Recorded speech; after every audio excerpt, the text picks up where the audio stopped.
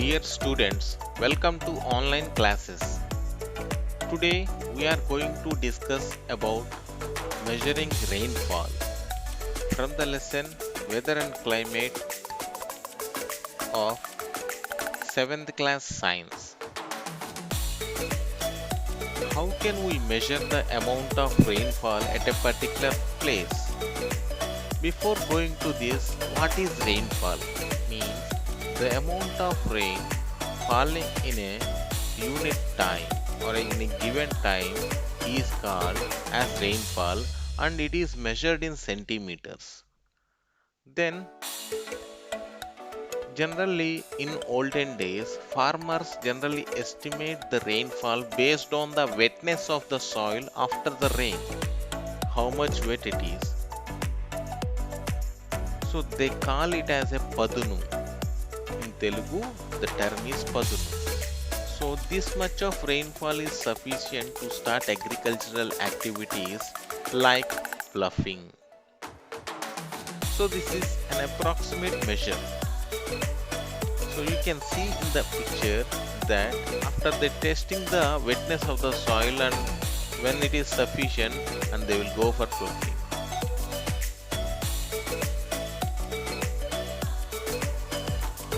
For this, let us do 6. Take a 10 centimeter wide beaker and insert a funnel of the same width. Keep the apparatus in an open place when it is raining.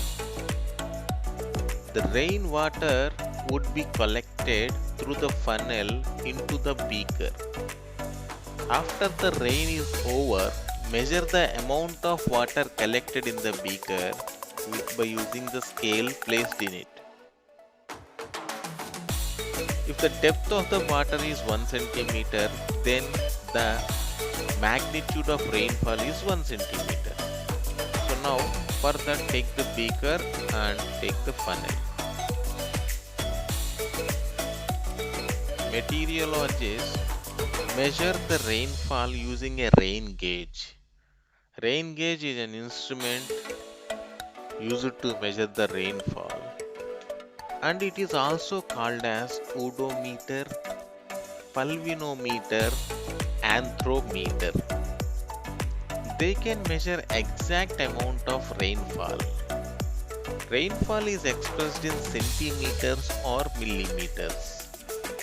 And you can see the picture, different types of rain gauges available in the market. And in each of the rain gauge, we will see the grating, measuring gratings will be there 1, 2, 3, 4 centimeters or 10 millimeters, 20 millimeters.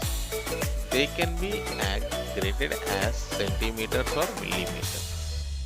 And they keep outside in the rain and the amount of water collected in that in a given time is called as rain gauge.